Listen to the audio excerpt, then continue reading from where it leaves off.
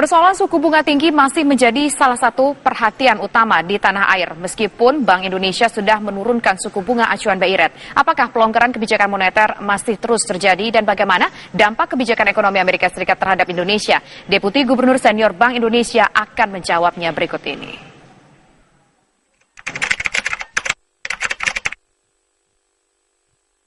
Di bulan November, kami melakukan pelonggaran dalam bentuk pelonggaran likuiditas, yaitu diturunkannya giro wajib minimum primer dari 8% ke 7,5%. Kemudian bulan Desember, press release kami menyebutkan kembali bahwa ada ruang untuk pelonggaran kebijakan moneter. Nah, di bulan Januari, setelah kenaikan suku bunga Amerika yang kita tunggu-tunggu terjadi, dan kemudian situasi tetap under control, nah maka kemudian Bank Indonesia menurunkan suku bunga begitu. Nah, di kemarin press release kemarin itu Bank Indonesia sudah menurunkan suku bunga dan press release-nya kembali mengatakan bahwa masih ada ruang pelonggaran lebih lanjut untuk kebijakan moneter. Tapi tentu subject to kepada faktor stabilitas eksternal ya. Stabilitas eksternal, stabilitas di pasar keuangannya, terutama terkait dengan situasi Cina dan juga ya situasi dari kenaikan suku bunga The Fed selanjutnya begitu.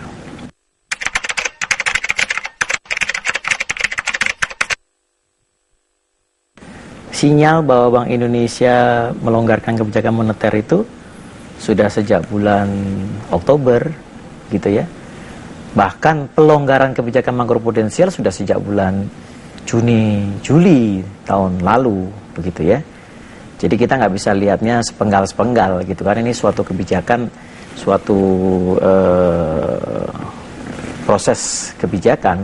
Bank Indonesia itu selalu berkomunikasi dan berkoordinasi dengan pemerintah di semua level ya. Di semua level itu berarti dari level teknis sampai level pimpinan gitu ya. Komunikasi koordinasi itu ada yang terlihat oleh masyarakat, ada yang tidak terlihat oleh masyarakat, gitu ya. Jadi kalau kami mengadakan RDG dengan mengundang pemerintah di tahun 2016 ini di bulan Januari, itu adalah ya tentunya juga upaya kami untuk melakukan komunikasi dan koordinasi secara formal. Undang-undang Bank Indonesia memang memberi ruang untuk diundangnya wakil pemerintah selevel menteri ke rapat dewan gubernur gitu.